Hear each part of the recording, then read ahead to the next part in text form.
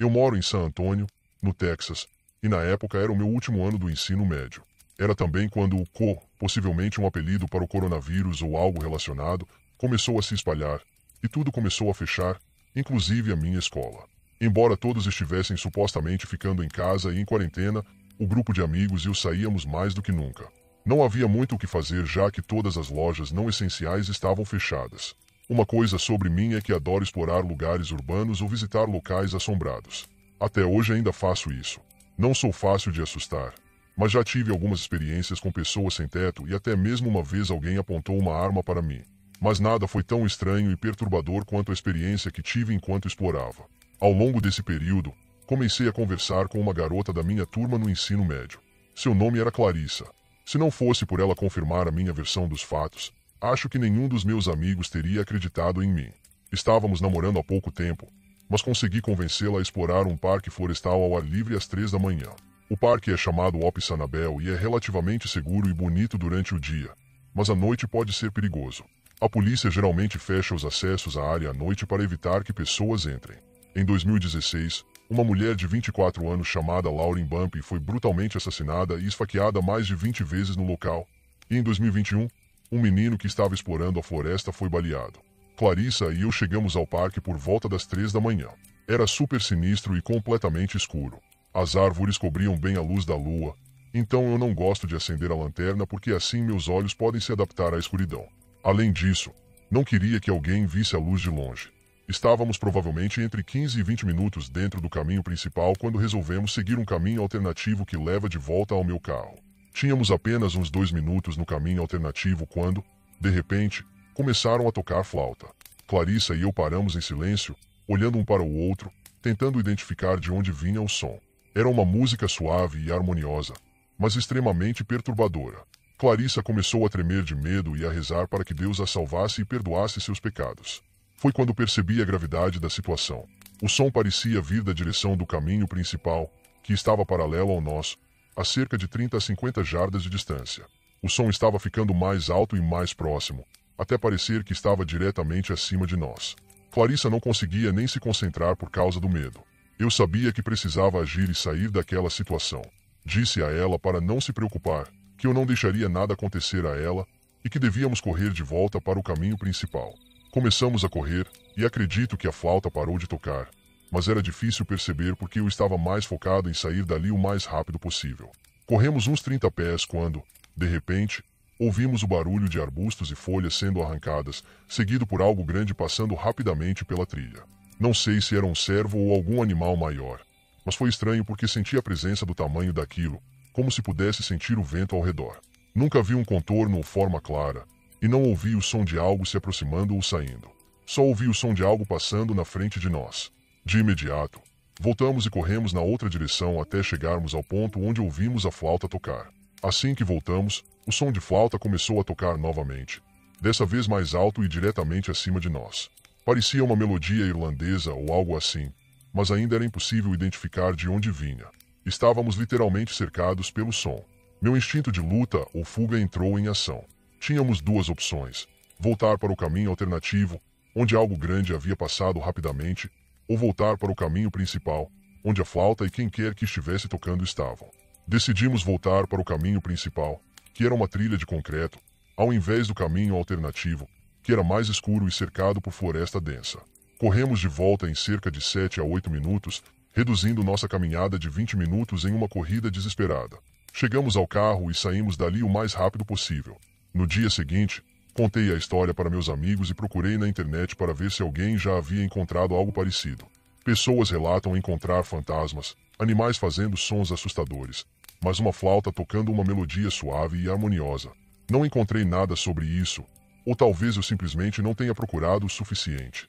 Tentei pensar em todas as possibilidades, mas as casas mais próximas estão a alguns quilômetros e estávamos bem no meio da floresta. Não havia como o som ter viajado tanto, mas a flauta estava clara como o dia, e eram 3 da manhã. Nunca descobri quem estava tocando a flauta ou o que passou rapidamente na frente de nós. Na verdade, fiquei com calafrios ao escrever essa história. Agora parece mais paranormal do que algo assustador de forma tangível. Não sei se era uma pessoa, um fantasma, uma seita ou o quê. Realmente espero que alguém tenha uma explicação racional. De qualquer forma, nunca mais voltei àquelas florestas à noite. Ainda exploro muitos lugares assustadores, mas nunca mais encontrei algo assim. Depois que os policiais foram embora, fiquei ainda mais nervoso e confuso. Eu sabia que não tinha visto aquele homem antes, e ele não tinha nenhuma conexão significativa comigo. Mas por que eu teria imaginado aquele homem específico? E por que ele apareceu de novo no prédio do hospital, olhando para mim através da janela? Quando cheguei em casa, fui dormir imediatamente. Não vi aquele homem novamente desde então, mas isso aconteceu menos de 2 semanas atrás. Agora, toda vez que vejo algo suspeito, meu coração dispara e eu fico pensando se é real ou se são apenas alucinações causadas pela falta de sono. Eu moro com meu namorado e ele é proprietário da casa onde vivemos. É uma casa modesta em um bom bairro, onde os crimes violentos são baixos. Digo que é modesta porque, comparada às outras casas no bairro, é um pouco menor, mas ainda é desejável ter uma casa menor neste bairro, pois permite que vivamos em uma cidade agradável sem precisar comprar uma casa de vários milhões de dólares. É uma casa térrea com 3 quartos, 2 banheiros e uma garagem, além de um sótão. Estamos em um quarteirão muito tranquilo com muita privacidade. A forma como a rua curva proporciona essa privacidade ideal, pois, quando saímos de casa, não há nenhuma casa vizinha enfrentando diretamente a nossa. Há 8 casas no quarteirão e, mais adiante, há uma pequena área arborizada. No fim de semana em que meu namorado, M.A.A., foi para Las Vegas para uma festa de casamento, eu fiquei sozinha de quinta-feira à noite até segunda-feira. Na sexta-feira, depois do trabalho, convidei algumas amigas para uma noite de vinho em casa. Enquanto estávamos na sala assistindo a filmes de terror, o sino da porta tocou. Todos ficamos em silêncio e nos entreolhamos, com aquela mesma expressão de surpresa. O sino da porta tocando tarde da noite enquanto assistíamos a filmes de terror quase parecia surreal. Fui até a janela tentar ver quem estava lá, mas não consegui enxergar nada do lado de fora. Há uma pequena placa de vidro no topo da porta, mas não consegui ver ninguém no portão. Havia 4 carros estacionados na entrada, então eles definitivamente sabiam que alguém estava em casa. Voltamos para assistir ao filme e concordamos que era apenas uma coincidência ruim. Depois que as amigas foram embora, fui para a cama e dormi rapidamente. No entanto, 1 hora depois, fui acordada pelo sino da porta tocando novamente. Olhei o relógio e era 1 hora da manhã. Ninguém deveria estar na porta a essa hora. Liguei para M e ele atendeu parecendo muito bêbado em um bar. Ele teve que ir ao banheiro para poder ouvir o que eu estava dizendo. Quando ele ouviu, ele me disse para ficar no quarto e não abrir a porta para ninguém. Ele nunca sugeriu chamar a polícia, então decidi não fazer isso por enquanto. Tentei me acalmar e voltar a dormir, mas logo ouvi um som estranho vindo do lado de fora, como um clique repetido. Então, veio um toque na janela. Uma voz masculina disse: "Ei, alguém em casa. Preciso de ajuda aqui fora." Graças a Deus, as cortinas estavam fechadas, então eu não podia ver quem estava lá, e eles também não podiam me ver. Em vez de ir embora, ele bateu novamente na janela e disse: "Eu sei que você está em casa." Isso me fez ligar para a polícia. Embora algumas pessoas possam me chamar de dramática ou exagerada, eu estava realmente assustada e queria que a polícia chegasse o mais rápido possível. Dentro de 5 a 10 minutos, o sino da porta tocou novamente, seguido por batidas fortes. Saí e perguntei quem era. Uma voz masculina respondeu: "É a polícia."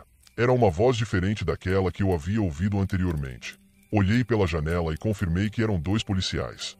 Abri a porta, e o policial mais alto entrou sem nem mesmo ser convidado.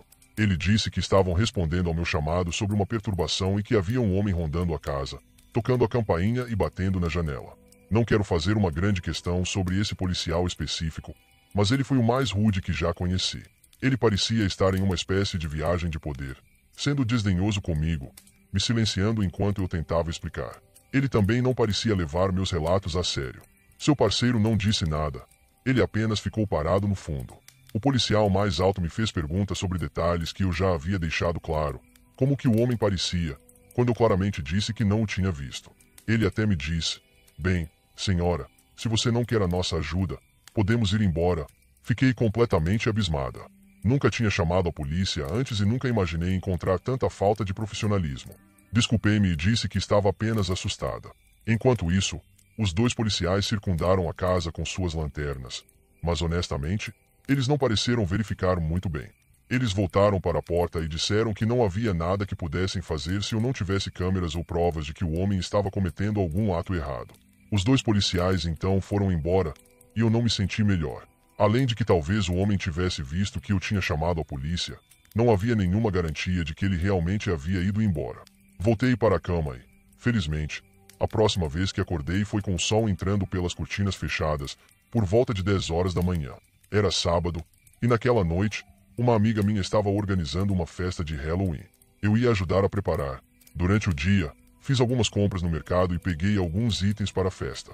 Minha roupa de Halloween era Velma de Scooby-Doo, e minha amiga que estava organizando a festa era Daphne. Cheguei na casa dela por volta de 6 horas da noite, e a festa começou às 9 horas.